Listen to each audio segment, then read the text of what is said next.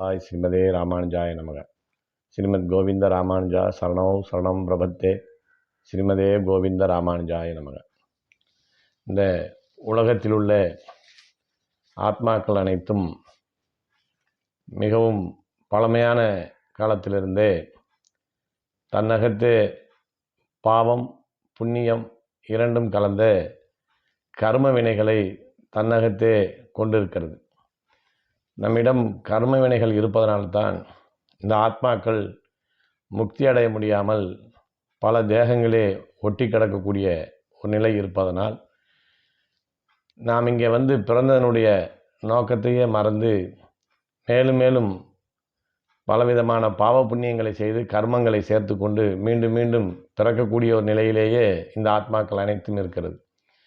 இந்த இறப்பு பிறப்பு இறப்பு பிறப்பு என்ற சுழற்சியிலிருந்து நம்மையெல்லாம் வெளியேற்றி நித்தியமாக பரமபதத்திலே வைத்து ஆனந்தமாக வைத்திருக்க வேண்டும் என்பதற்காகத்தான் பகவான் திருமந்திரம் துவயம் சரம சுலோகம் என்கிற விஷயங்களையெல்லாம் வெளியிட்டு அதன் விரிவாக்கமாக வேதங்களையும் படைத்து அதன் விரிவாக்கமாக இதிகாச புராணங்களை எல்லாம் படைத்து கொடுத்தும் கூட இந்த ஆத்மாக்கள் அதை முழுமையாக அறிந்து முக்தி அடையக்கூடிய ஒரு நிலையை அடைய முடியாமல் போனது.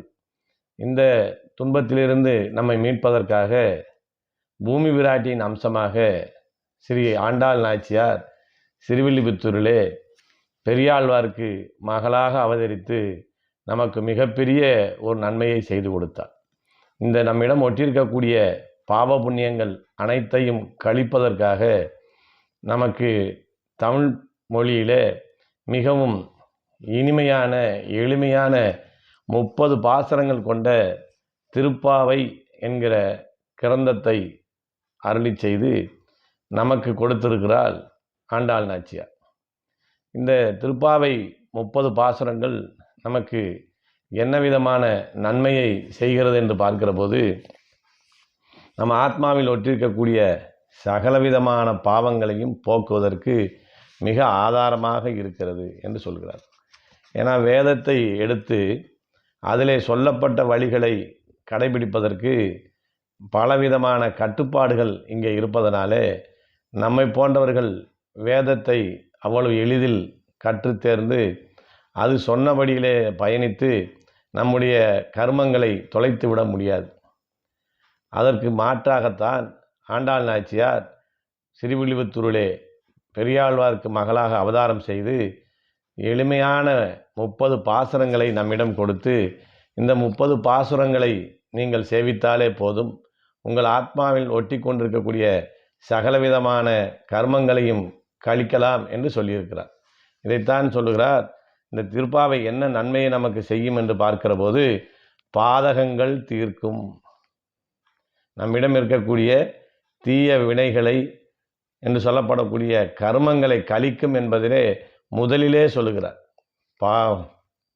பாதகங்கள் தீர்க்கும், பரமன் அடிகாட்டும், வேதம் அனைத்துக்கும் வித்தாகும், கோதை தமிழ் ஐயைந்தும் ஐந்தும் அறியாத மானிடரை இந்த வையம் சுமப்பது வம்பு என்று இந்த திருப்பாவினுடைய மேன்மையை பற்றி சொல்லியிருக்கிறார்கள்.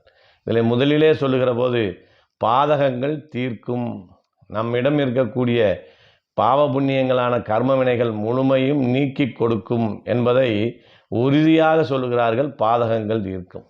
அதற்கு மேலே நம்மிடம் இருக்கக்கூடிய பாவங்கள் நீங்கிய போது பரமன் அடிகாட்டும், அந்த பரமனான ஸ்ரீமன் நாராயணனுடைய திருவடிகளை நமக்கு காட்டி கொடுக்கும். அப்போது பாதகங்கள் தீர்க்கும், பரமன் அடிகாட்டும்.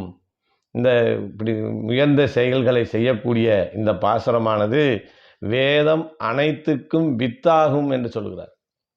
உலகத்திலே நடையாடக்கூடிய வேதங்கள் அனைத்துக்கும் விதையாக மூலமாக இருக்கக்கூடியது இந்த திருப்பாவை பாசுரம் என்பதைத்தான் வேதம் அனைத்துக்கும் வித்தாகும், கோதை தமிழ் ஐயைந்தும் ஐந்தும் அறியாத மானிடரைன்னு சொன்னார். இந்த திருப்பாவை பாசுரம் எத்தனை என்பதையும் இதில் சொல்லியிருக்கிறார்கள்.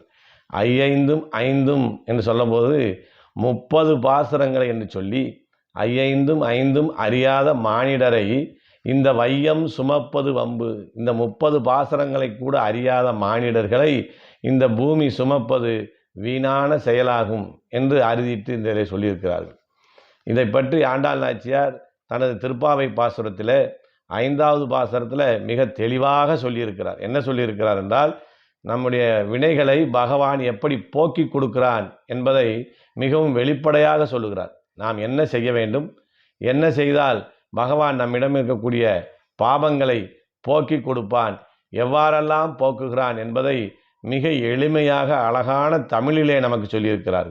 என்ன செய்ய சொல்கிறார் என்றால், மாயனை மண்ணு வடமதுரை மைந்தனை தூய பெருநீர் யமுனை துறைவனை ஆயர் குலத்தினில் தோன்றும் அணிவிளக்கை தாயை குடல் விளக்கம் செய்த தாமோதரனை தூயோமாய் வந்து நாம் தூமலர் தூவி தொழுது வாயினால் பாடி மனத்தினால் சிந்தித்தோமானால் நமக்கு என்ன நன்மை கிடைக்கும்? போய பிழையும் புகுதருவா நின்றனவும் தீயினில் தூசாகும் செப்பு என்று நிறைவு செய்கிறார். நாம் செய்ய வேண்டிய காரியம் என்ன?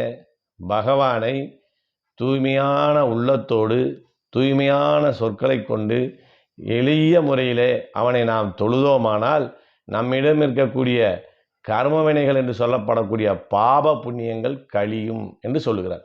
எப்படிப்பட்ட பாவ புண்ணியங்கள் கழியும்? அநேக காலங்களாக நம்மிடம் ஏறி கிடக்கிற ஏற்கனவே நாம் செய்த பாவ புண்ணியங்கள் என்று சொல்லப்படக்கூடிய கர்மங்களை நீக்கி கொடுக்கும். அது எப்படி நீக்கும்? திகென்று எரியக்கூடிய நெருப்பிலே இடக்கூடிய தூசி போல எரிந்து சாம்பலாகி நம்முடைய பாவங்கள் அனைத்தும் நீங்கி நாம் புனிதம் அடைகிறோம் என்பதை சொல்லுகிறார். இந்த திருப்பாவை பாசுரத்தை சேவித்த பிறகு ஏற்கனவே நாம் செய்த பாவங்கள் அனைத்தும் நம்ம விட்டு நீக்கிவிட்டது. நாம் இப்போது நிர்பரமாக இருக்கிறோம். பாவமும் இல்லாமல் புண்ணியமும் இல்லாமல் இந்த ஆத்மா நிர்பரமாக எந்த விதமான அழுத்தமும் இல்லாமல் இருக்கிறது என்ற நிலையை நாம் அடைந்த பிறகு நம்முடைய முன்வினையின் பயனாக தெரிந்தோ தெரியாமலோ பின்னால் செய்யக்கூடிய பாவங்கள் புண்ணியங்கள் ஆகிய கர்மங்கள் நம்மளை பாதிக்குமோ என்று நமக்கு அச்சம் வருகிற போது தான் சொல்லுகிறார்கள், போய பிழையும் புகுதருவா நின்றனவும். நம்ம அறியாமல் செய்யக்கூடிய இனிமேல் செய்யக்கூடிய அந்த பாவங்களையும் இந்த பகவான் நம்மளை நீக்கி கொடுத்து புனிதனாக்குகிறான் என்பதை இந்த 5வது பாசுரத்தில் மிகவும் விஸ்தாரமாக இதை பற்றி ஆண்டாள் நாச்சியார் சொல்லியிருக்கிறார்.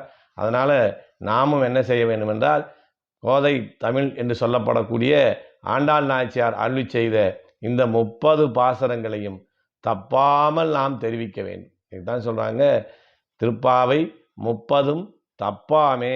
30 பாசுரங்களை தவறாமல் நாம் தினந்தோறும் நமது இல்லத்திலே சன்னதியிலே ராமானுஜ கூடங்களிலே வாய்ப்பு கிடைக்கிற இடத்திலெல்லாம் நாம் சேவித்து வந்தோமானால் நம்மிடம் இருக்கக்கூடிய கர்மவினைகள் முழுமையும் நீக்கி நமக்கு பகவான் முக்தியும் கொடுப்பான் என்பதை ஆண்டாள் நாச்சியார் தெரிவித்திருக்கிறார்கள் என்று சொல்லி இதையும் நாம் தவறாமல் கடைபிடிக்க வேண்டும் என்று கேட்டு நிறைவு செய்கிறேன்.